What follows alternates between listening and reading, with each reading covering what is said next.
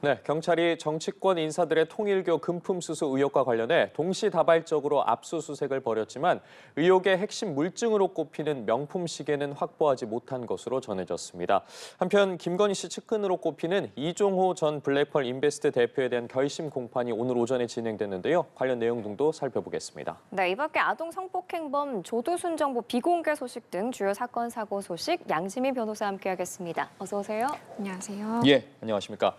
자, 앞서 말씀드렸던 김건희 특검이 기소한 이종호 전 블랙펄 인베스트 대표 소식을 먼저 좀 짚어보도록 하겠습니다. 오늘 오전에 결심 공판이 있었고 오늘 공판에서 좀 돌발적인 발언이 나왔습니다. 과거에 이제 김건희 씨에게 수표 3억 원을 전달한 적이 있다라고 이야기를 했어요. 맞습니다. 어떤 의도로 나온 발언입니까? 오늘 이 최후 변론의 경우에는 이종호 전 대표가 지금 변호사법 위반으로 재판을 받고 있는 그 사건 재판에서 나온 이야기입니다. 사실은 변호사법 위반 사건이기 때문에 김건희 여사에 대한 그러니까 3억 원을 내가 준 적이 있다라고 하는 진술과는 어떻게 보면 좀 거리가 있는 사건이거든요. 예. 그럼에도 불구하고 최후 진술에서 이러한 취지의 이야기가 나온 것은 그만큼 변호인을 통해서 이종호 전 대표가 나는 특검 수사에 최대한 협조를 했다. 이런 진술도 했지만 실제로 이 부분에 대한 수사가 구체적으로 이루어지지는 않은 것으로 보이고 나는 할 만큼 했다라는 취지를 결국에는 양형에서 좀 반영해달라라는 것으로 읽혀집니다. 지금 3억 원의 수표를 전달했다라는 내용이 이제 앞뒤 전후 맥락이 어떻게 되냐면은 3억 원을 그냥 전달한 것이 아니라 수표로 전달을 했고 이것은 15억 원을 받아서 그러니까 김건희 씨가 이 15억 원을 투자를 했고 이 15억 원을 받아서 돈을 열심히 굴려서 3억 원이라는 수익이 났기 때문에 총 18억 원을 다시 김 씨에게 돌려줬는데 여기서 3억 원이라는 수익의 경우에는 수표로 전달을 했다라는 취지로 읽힙니다. 그렇기 때문에 그만큼 두 사람 사이에 금전관계가 오고 간 것이 있다라는 것은 뭐 과거부터 도이치모터스 사건부터 쭉 이제 알려져 온 것이기는 하지만 구체적으로 얼마를 어떻게 전달했다라는 것은 외부로 알려진 적이 없었는데 이 취지에 대해서 본인이 순직해병 특검에 대해서도 이야기를 했고 김건희 특검에 대해서도 진술은 했다라면서 본인은 사실상 알고 있는 사실관계에 대해서 수사에 협조할 만큼 충분히 했다라는 취지로 이야기를 한 것입니다. 지금 상황을 정리를 해보자면 어쨌든 특검 측이 오늘 징역 4년의 실형을 구형한 이후에 이제 이 발언이 나온 건데 특검에서 어쨌든 증거인멸이라던가 아니면 수사에 너무 비협조적이다라는 부분을 들자 이런 이야기를 했단 말이에요. 이런 부분이 그러면 재판에 앞으로 좀 영향을 미치는 겁니까, 실질적으로? 그런데 이 부분이 말씀드린 것처럼 지금 본 사건, 그러니까 변호사법 위반 사건과는 뭐 그렇게 크게 이제 사실관계 확인에 있어서 중요한 부분은 아닙니다. 다만 양형에 있어서 본인이 조금 강조하고 싶었던 부분으로 읽히고요. 그렇기 때문에 재판부가 판단을 할 때에는 결국에는 변호사법 위반에 대한 사실관계와 이것이 유무죄가 성립을 하는지를 판단을 하지만 그 다음 단계로 넘어가서는 우리가 이 사람에게 그러면 유죄 인정이라고 전제를 하고 얼마만큼의 양형을 할까, 얼마만큼의 양형을 선고할까라는 것이 중요하게 되는 것인데 그러한 양형에 있어서 고려되는 것은 이 사람이 초범인지 아니면 범죄 사실관계에 대해서 잘 자백하고 인정하고 진심으로 반성하는지 이런 것들이 반영이 되는 것이고 수사 단계나 재판 단계에 있어서도 본인이 최대한 잘 협조를 했는지 이런 것도 살펴보는데 그러한 일환으로서 내가 이만큼 이런 진술도 했었고 법원에는 이제 진술한 것이 다 이제 올라가는 것은 아니고 유의미한 것들만 제출이 되는 것이기 때문에 판사님은 모르시겠지만 저는 이런 진술까지 했어요라는 이제 취지의 진술인 것이고요. 여러 가지 양형 요소 고려 요소 중에 하나라고 볼 수가 있기 때문에 이것이 재판에 있어서 가장 핵심이다, 중요한 부분이다라고 볼 수는 없겠지만 그럼에도 불구하고 재판부 입장에서는 이런 진술도 뭐 나왔었구나라는 정도의 참작은 가능하겠습니다. 이 전 대표 측은 특검팀이 처음에는 이 주장에 대해서 진술에 대해서 큰 관심을 보이지 않다가 나중에는 정식으로 관련 조사를 했다고도 주장을 했는데 만약에 실제로 조사가 이루어졌다면 특검이 왜 관련 혐의를 재판에 넘기지 않은 걸까요? 그러니까 두 가지로 나눠볼 수 있겠죠. 그러니까 이러한 진술에 대해서 우리 한번 뭐 조사를 해봐야 되겠다. 있다라고 조사를 시작했지만 실질적으로 위법적인 어떤 요건이 발견되지 않아서 이 부분에 대한 기소라든지 추가적인 조사가 이루어지지 않았을 가능성이 있겠고, 하나는 일단은 뭐 순직해병 특검의 경우에는 사실 우리와는 관련이 없는 것이다라고 명백하게 인정을 했어요. 그래서 지금 다른 이제 김건희 특검이라든지 외부적인 요인에 의해서 지금 뭐 압수수색도 받고 이런 상황인데, 고의로 누락했거나 아니면 범죄 혐의가 성립이 되지 않거나 뭐 실수로 누락했거나 이런 정도의 가능성인데, 실질적으로 지금 이종우 전 대표도 이야기를 하는 것처럼 15억 원을 투자해서 3억 원이라는 수익이 났고 18억 원을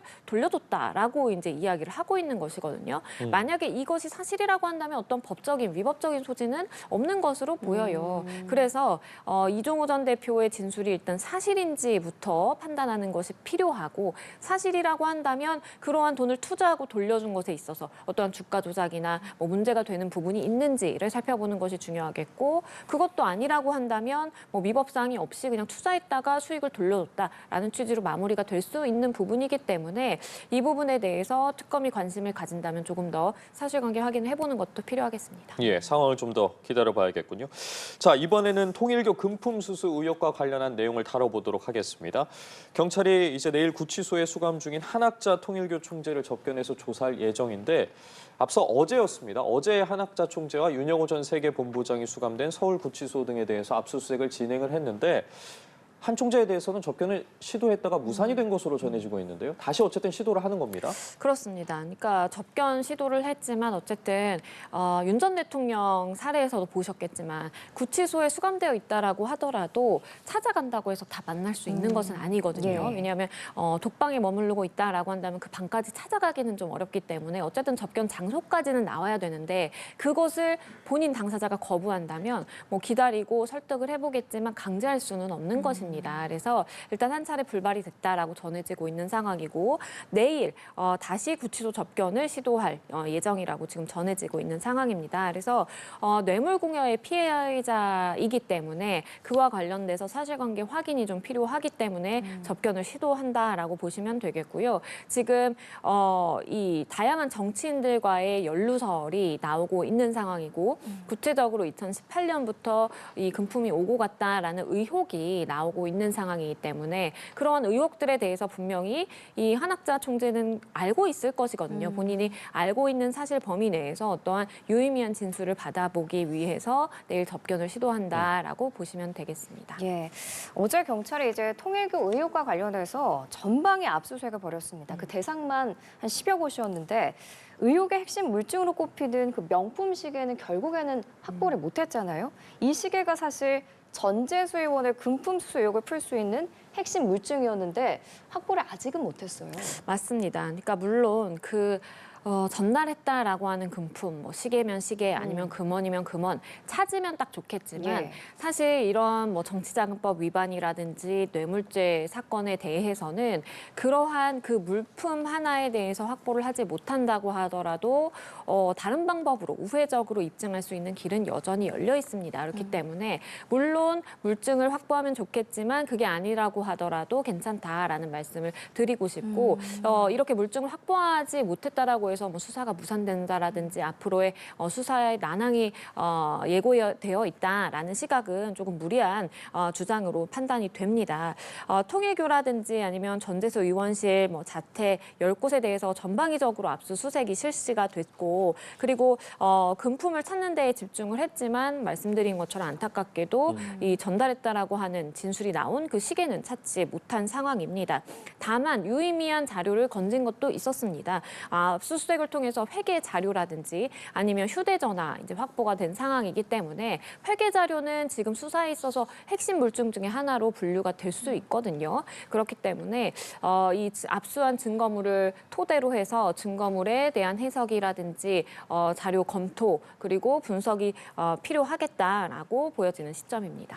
지금 회계 자료 굉장히 중요하다고 말씀을 해주셨어요. 실제로 어제 통일교 압수수색 당시에도 지금 경찰이 2018년 무렵에 이제 보고 자료라던가 회계 자료에 대해서 확보를 한 것으로 알려졌는데, 앞서 김건희 특검 같은 경우에는 2021년 자료를 지금 집중적으로 확보를 해서 조사를 한 상황이고, 지금 경찰 같은 경우에는 2018년 자료입니다. 저희가 나오고 있는 당시부터 어쨌든 금품이 오간 정황 때문에 이런 내용을 계속 확보를 시도하는 거라고 봐야겠죠. 맞습니다. 지금 이 통일교의 천정궁을 전대수 전 장관이 찾아가서 이제 방문을 하고 그리고 금품을 수수했다라고 지금 의혹이 불거지는 그 시점이 2018년으로 지금 알려져 있습니다. 그렇기 때문에 이러한 진술, 윤 전 본부장으로부터 나온 진술이기는 하지만 이러한 진술에 대한 사실관계를 확인하기 위해서는 2018년부터 일단은 쭉 검토를 하는 것이 필요하겠고 그래서 2018년에 자료부터 경찰은 수집을 하기 위해 노력을 한 것으로 보입니다. 일단 그 진술이 굉장히 중요했고요. 자금의 최초 출처라든지 결제 라인을 찾기 위해서 이 회계 보고라든지 회계 서류를 판단하고 있는 것으로 보이고 이런 회계 자료에 만약에 어떠한 금품 수수가 오간 정황이 기재되어 있다라든지 아니면 그러한 것과 딱 맞아떨어지는 시점, 그러니까 윤 전 본부장으로부터 이야기가 나온 진술의 시점에 회계장부상 뭐가 남아있다라고 한다면 그것은 물증을 찾지 못한다고 하더라도 그 윤 전 본부장의 신빙성, 진술의 신빙성을 굉장히 높이는 자료로 활용될 수가 있어요. 그렇기 때문에 2018년 자료부터 집중을 해서 좀 살펴보겠다라는 취지인 것으로 보입니다. 예, 그리고 경찰이 오늘 민중기 특검을 추가로 압수수색하고 있습니다. 경찰은 특검이 이미 확보한 압수물 목록과 비교하는 작업도 병행하고 있는 걸로 알려졌는데 앞으로 특검에 대한 수사가 더 확대가 될까요? 그렇죠. 사실 이제 특검에 대해서 압수수색이 진행되는 것은 예. 조금 이례적인 일이기는 합니다. 그런데 다만 지금 받고 있는 이제 혐의 자체가 자료라든지 진술을 고의로 누락했거나 아니면 선별적으로 이것을 살릴 건 살리고 없앨 건 없애고라는 선별 제출 아니면 임의적으로 폐기를 했다라든지 수사 자료를 우리가 특검법에 맞게 잘 관리를 하고 유지를 해야 되는 것인데 이러한 부분에 지금 문제가 있었다라는 의혹이 불거진 상황이기 때문에 이 부분에 대해서 특히 이 윤영호 전 본부장의 수사 자료를 압수하기 위해 노력을 했고 실제 특검의 이제 압수물 목록 관리하고 있던 목록이 있는데 그 목록과 잘 이제 실제 비교를 하는 작업도 시행이 됐습니다. 일단은 압수수색을 통해서 주목을 하는 것은 윤 전 본부장이 얘기한 진술들이 그대로 잘 남아 있는가 그리고 그러한 진술들 중에 선별한 어떠한 그러한 그 흔적이 남아 있는가도 살펴보게 될 것이고요. 그렇다면 진술을 선별해서 이것을 살리고 이것은 없애고 한다라고 한다면 그것에 대한 근거는 적절했느냐. 왜냐하면 이것도 임의적으로 취사 선택, 입맛에 맞게 취사 선택했다라고 한다면 좀 문제가 될 수도 있기 때문에 그런 부분들을 확인하기 위함이다라고 보여지고 특검에 대한 수사가 이제 확대될 가능성이라고 한다면 만약에 압수물 목록이라든지 어떠한 진술을 선별적으로 이렇게 한 것이 드러나는 부분이 있다면 그 범위에 따라서 확대될 가능성은 있다라고 보여집니다. 알겠습니다. 추가 소식이 들어오는 대로 저희도 좀 짚어보도록 하겠고요. 다음은 윤석열 전 대통령 재판 소식으로 넘어가 보도록 하겠습니다. 어제 이제 내란 특검이 180일 동안의 수사 결과를 발표를 하고 이제 공은 법원으로 넘어갔습니다. 내란 특검이 기소한 윤 전 대통령의 혐의가 좀 여러 개가 있는데 그중에서 이제 체포방해 혐의에 대해서 선고가 가장 먼저 나옵니다. 지금 내년 1월 16일에 이제 선고를 하겠다고 밝혔는데 가장 먼저 나오게 되는 이유가 아무래도 좀 공소 제기일과도 연관이 있지 않겠습니까? 맞습니다. 특검법은요, 이제 특검이 어떤 활동을 하고 그리고 언제 기소를 하게 되면 언제 선고를 해야 된다라는 것을 이제 규정을 하고 있습니다. 그렇기 때문에 특검법상 특검법 제11조에 이제 규정이 되어 있는데 기소 6개월 이내에 1심 선고를 해야 된다라는 이제 조항이 있거든요. 물론 예외적으로 다른 뭐 필요성이 있다라고 한다면 조금 더 시간을 더 드릴 수는 있겠지만 그럼에도 불구하고 재판부의 의지는 특검법이 이렇게 규정되어 있기 때문에 우리는 여기에 맞춰서 한다라는 의지가 강한 것 같아요. 그러다 보니까 1월 16일이라는 이제 선고 기일을 빨리 그래도 정한 것이고 이 부분에 있어서 이제 특검 측은 굉장히 반기고 있고 윤 전 대통령 측은 이거는 조금 여유를 두고 봐야 되는 것 아니냐라는 목소리를 내고 있는 상황입니다. 윤 전 대통령이 지금 받고 있는 그 재판 혐의가 4가지의 줄기로 나눠져 있다라고 보시면 되겠는데 어떻게 보면 가장 본류는 내란죄입니다. 그러니까 비상계엄을 선포했고 그것이 내란죄 우두머리 혐의와 연결이 되는 것이고 이것이 가장 본류라고 할 수 있는데 그 외에 이제 지금 체포방해 혐의, 지금 관저에 머물면서 그때 당시 체포를 당하지 않기 위해서 차벽으로 막고 이랬던 행위에 대해서 지금 1심 선고 기일이 잡히게 된 것으로 지금 보시면 되겠고요. 체포방해 혐의는 그러니까 1월 16일에 선고를 하려면 이번 달 19일이나 26일 정도 정도에는 종결이 반드시 돼야 됩니다. 그래서 재판부가 조금 계획성 있게 이렇게 스케줄을 짜면서 미리 선고기를 좀 지정을 했다라고 보시면 되겠습니다. 예, 그동안 이제 윤 전 대통령 측이 계속 주장을 해왔던 게 내란 우두머리 혐의 사건이 끝난 후에 이 사건의 선고가 이루어져야 한다는 거였는데 이건 재판부가 받아들이지 않은 거네요. 그렇죠. 그러니까 물론 가능성은 열어뒀습니다. 검토를 하면서 이러한 선고기일이 좀 변경될 가능성은 있겠다라는 여지를 남기기는 했지만 예. 특별한 사항이 있지 않는 한 그래도 1월 16일에 선고를 하겠다라는 의지를 가진 것이기 때문에 선고기를 이렇게 언급을 재판부가 했다라고 보시면 되겠고요. 윤 전 대통령이 이야기를 하는 것은 비상계엄 선포 자체는 사법심사 대상이 아니기 때문에 나는 내란죄 혐의를 받고 있지만 이것이 충분히 무죄가 나올 수가 있고 그러면 이 내란죄가 유죄인지 여부가 판단된 이후에 이것에 대한 선고가 이루어지는 것이 맞다. 왜냐하면 윤 전 대통령 측에서 계속해서 주장을 하는 것은 내란죄가 내가 혐의가 없이 무죄라고 한다면 그 적법한 체포가 아니기 때문에 위법한 체포에 내가 맞서는 것은 역시 위법이 아니다라는 논리인 것이거든요. 그렇기 때문에 내란죄 결론이 나온 다음에 좀 선고를 해달라라고 주장을 했지만 재판부는 일단 계엄 선포 후에 관련 내용을 외신에게 전파하고 아닌 것인지 이런 부분에 대한 판단도 지금 재판의 범위 내에 포함되어 있기 때문에 이것은 반드시 좀 내란죄 유무죄와 직결이 되는 건 아니에요, 결과가. 그래서 이거는 좀 별도의 쟁점으로 볼 수 있고 이 부분에 대해서 우리 재판부는 내란죄 재판부와 별도로 여전히 선고할 수 있다라는 입장이어서 일단 윤 전 대통령 측의 주장은 받아들이지 않았습니다. 예, 알겠습니다. 자, 다음 소식으로 넘어가 보겠습니다. 아동 성폭행범 조두순에 관한 새로운 소식이 들어왔는데 그동안 성범죄자 이 알림이를 통해서 조두순의 신상 정보가 공개가 되었지 않았겠습니까? 그런데 이제는 조두순의 이 주소 등을 확인하기가 불가능해졌다고 하더라고요. 이것도 뭐 기한이 있는 겁니까?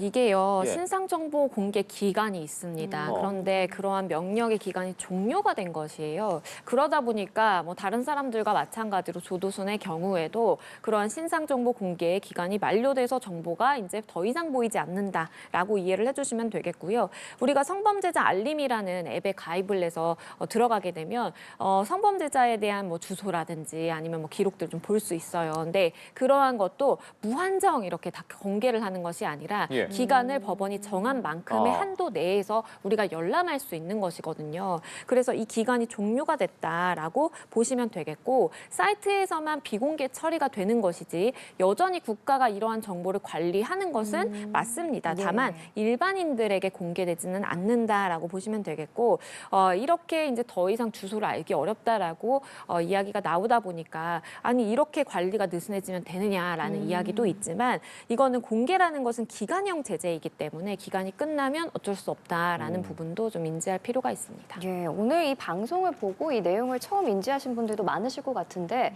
우려가 커지고 있는 게 그동안 조두순이 보여온 행적 때문입니다. 조두순이 지난 3월부터 6월 초까지 4차례나 초등학교 학교 시간에 무단 외출을 한 일이 있었거든요. 근데 이렇게 반복적인 위반 행위를 했는데도 신상 공개를 연장할 방법이 지금으로서는 없는 건가요? 그러니까 이러한 신상 공개, 우리가 언제부터 언제까지 공개한다라는 것은 조두순이 범한 그 범죄 혐의에 대한 재판이 선고가 될 때 붙여서 나오는 거예요. 그렇기 때문에 만약에 조두순이 다른 별건의 범죄를 저지르고 그것에 대한 재판을 받을 때 재판부가 이 사람 뭐 성범죄를 예를 들어 뭐 저질렀다라고 한다면 뭐 이때부터 이때까지 신상 정보 공개한다라는 명령을 또 붙이는 건 가능하지만 그러한 범죄를 저지르지 않았거나 아니면 그러한 범죄로 재판을 추가적으로 받아서 선고되는 것이 아닌 상황에서는 임의적으로 그 기간을 연장하고 늘리거나 이것은 굉장히 어렵다라고 보시면 되겠고 일단은 알림이 시스템에 이렇게 정보가 공개되는 기간은 공개 그 명령이 내려질 때 기간이 확정되는 것이기 때문에 이거 별도로 늘리기가 좀 어려운 그러한 한계가 있는 것이 사실입니다.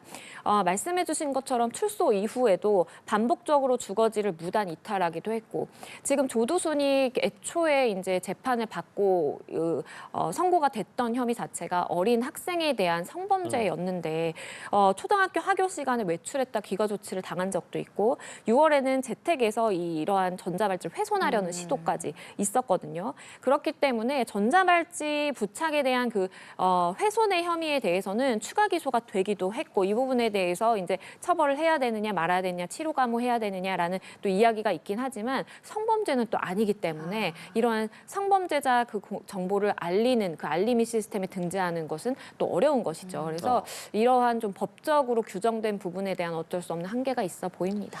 참 시민들이 우려하고 걱정할 수밖에 없는 상황인데 특히나 조두순 같은 경우에 올해 초부터 이 선망으로 추정되는 정신 이상 증세도 있는 것으로 알려졌습니다. 물론 이런 정신 이상 증세가 바로 뭐 범죄로 직결되거나 그러는 건 전혀 아니지만 말씀해 주신 것처럼 앞서 있었던 이 조두순의 행적 때문에 걱정이 큰 건 사실이지 않겠습니까? 지금 앞으로의 관리 등은 좀 어떻게 이루어지는 겁니까?